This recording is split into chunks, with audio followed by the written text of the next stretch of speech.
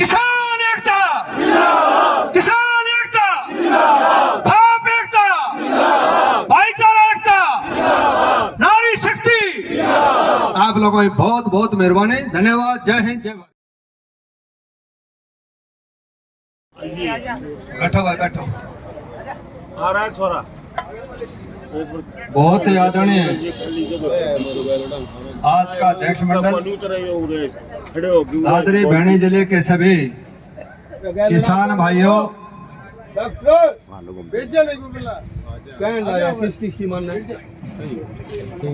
माता बहनों, नौजवान साथियों, पत्रकार छायाकर बंधु, रोशनी खान की भजन मंडली, रेड क्रॉस के तमाम पदाधिकारी जो पिछले 12 महीने से आप लोगों की सेवा में लगे हुए हैं, सबसे पहले तो तमाम बहन और भाइयों को और तमाम देश के किसान भाइयों को, सबको, माता बहनों को बहुत बहुत विजयश्री की मुबारकबाद।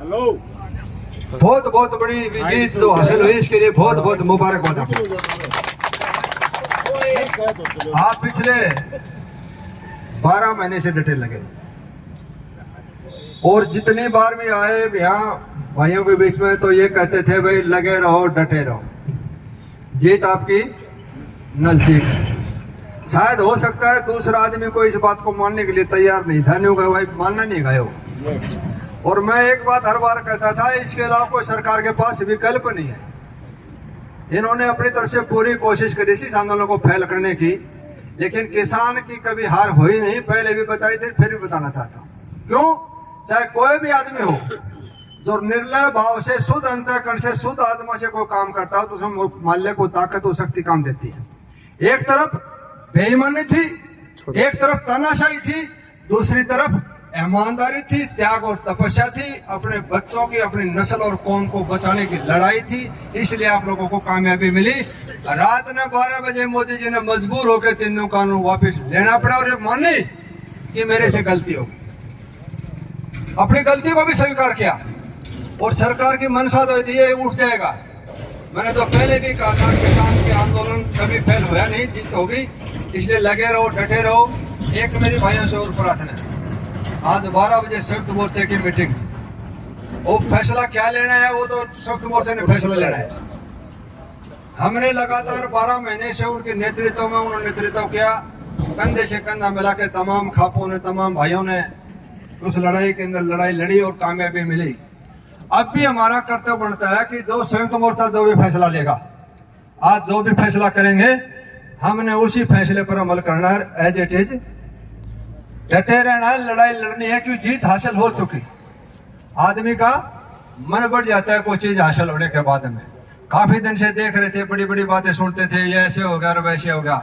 सरकार ने कोशिश करी थी इसको फैल करने की, लेकिन वो कामयाबी सरकार को मिली नहीं। मैं एक बात और बताना चाहता हूं, अब आने वाले टाइम में, पहले भी कहा था कि उत्तर प्रदेश का चुनाव 4-5 स्टेटों का फरवरी में चुनाव है, शायद हो सकता है 1 तारीख तक आचार संहिता लागू हो जाए। और इन तमाम स्टेटों में जो भाई कहते थे कि ये राजनीति लड़ने वाले हैं, दारू पीने वाले हैं, ये तालिबान है, ये खालिस्तानी, पता नहीं क्या डिग्री नवाजा गया था आप सबको। अगर भगवान ने ठीक ठाक खैर सलाह रखी, जिस प्रकार का पिछला रिजल्ट आ रहा है, दोनों उपचुनाव का हो, बंगाल का हो, अगर इन 4 स्टेटों में हिमाचल, पंजाब, उत्तर प्रदेश, एक मेरे ख्याल में मणिपुर है, मणिपुर, एक उत्तराखंड है, इन 4-5 स्टेटों में चुनाव है। और इनमें अगर इनकी उल्टी गिनती शुरू हो रही है, अगर इसी के अनुरूप रिजल्ट आ गया तो मैं भाइयों को बताना चाहता हूं, चाहे सारा इलेक्शन लड़ियो, अगली दिवाली हरियाणा के अंदर नई सरकार बनाओगे, ये वो आपका वो बनेगी, वो सरकार वो बनेगी जिसको किसान भाई चाहेंगे। और अब की बार एक बात और भी ध्यान रखना, किसी को भी चुनना, किसी को बनाना, जिस प्रकार भैंस की धार देखा करें, 20 किलो दूध है, पाछा बोल कर करें। अब की बार किसी ने भी चुनना, अपने किसान भाइयों में से चुनना। अब पार्टी पॉलिटिक्स से हटके अपने भाइयों को भी बनाना जो आपकी पीड़ा को जो समझता हो, जिसके चोट लगती उसको दर्द है कि ये पीड़ा किसान की तकलीफ को समझते तो ये 12 महीना नहीं निकलने थे, बहुत पहले इस समस्या का समाधान हो जाना चाहिए था। सिर्फ ये हुआ कि जो भेजे उन्होंने अपना स्वार्थ पूरा करा, दौलत इकट्ठी करने के चकाचौंध के चक्कर में अनाप शनाप बयान दे दिए, डिग्री उतारते रहे, 16 तारीख है बनाए तेल बनाए कढ़ाई। तीनों कानूना ने सफेद नारा चकरा नहीं कराया और हमने को सारा तीनों काले से दौड़ाए को नहीं, बस लाग रहा डाकी काला दौड़ा बढ़ाकर दिन को रात बनाने में, रात को दिन बनाने में लग रहे थे।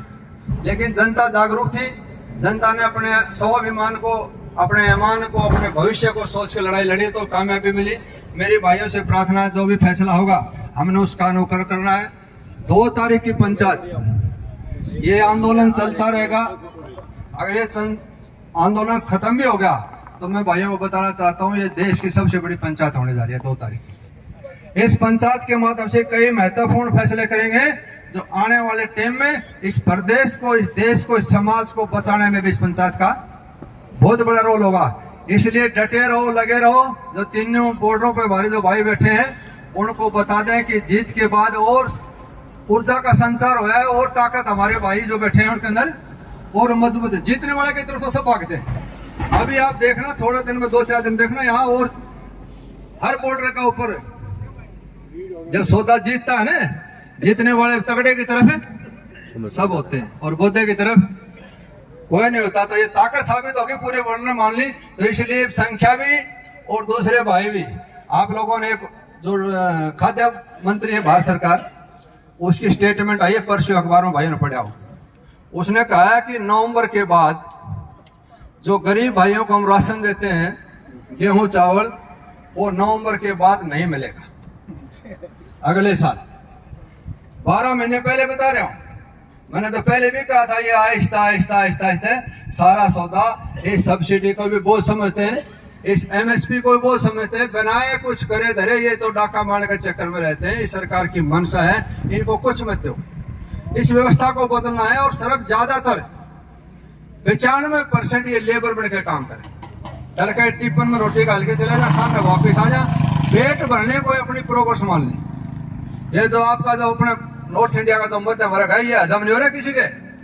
5-7 किला जमीन, 1-2 बच्चा नौकरी में लगता है, सारा डीसी की तरह स्टैंडर्ड से रहता है, या हजम थोड़ी हो रहा है। ये सोचते हैं ये काजू किशमिश क्यों खा रहे हैं, कोठियों में क्यों रह रहे हैं, ये 20-20, 25-25, 30-30 लाख की गाड़ी में क्यों चलते हैं, क्या इनका अधिकार नहीं है? लेकिन सरकार चाहती है ये सिर्फ चंद आदमियों के पास हो।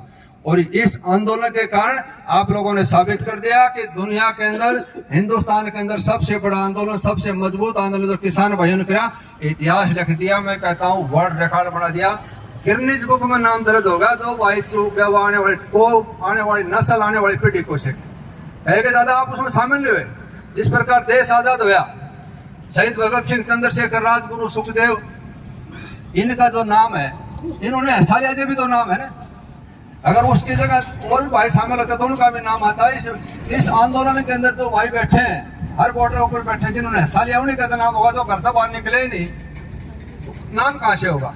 इसलिए 2-3 नारे मेरे कहने से लगाओ, डटे रहो, वही ताकत, वही जोश के साथ। अरे भी तो यार मौज मस्ती हो जाए, ठंडा काम गया हो, अपना रोजाना बाजन देता है 12 भी नौ चलते तावड़ से, अब कोई दिक्कत नहीं। और वह डीपी साहब थोड़ा सा मौसम ठंडा आ गया, जमा दे कोई बूंद और कोई हलवार मार की पहला कैसा घट होना चाहिए सब न्यू पता चला भी आंदोलन में शामिल हुआ था। तो 2-3 नारे मेरे कहने से लगाना। हर टोल का ऊपर मैं आपको एक और बताना चाहता हूँ, शायद आप लोगों ने महसूस करा होगा, दुनिया के हर कोने के अंदर, चाहे अमेरिका हो, चाहे इंग्लैंड हो, चाहे फ्रांस हो, चाहे जर्मनी हो, चाहे चाइना हो, चाहे पाकिस्तान हो, चाहे अफगानिस्तान हो, चाहे श्रीलंका हो, चाहे भूटान हो, चाहे नेपाल हो, चाहे म्यांमार हो, चाहे कोई भी हो, इस केतलाना टोल की पहचान पूरे वर्ल्ड के नक्शे पर आप लोगों ने बढ़ा दी। बिल्कुल। अगर कहीं विदेश में चले जाएंगे, कहाँ से तो बोले केतलाना टोल से, उस भी आपको सम्मान की नजर से देखेंगे।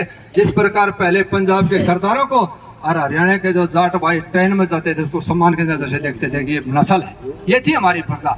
इसी प्रकार केतलाना टोल अपनी पहचान बनाई है।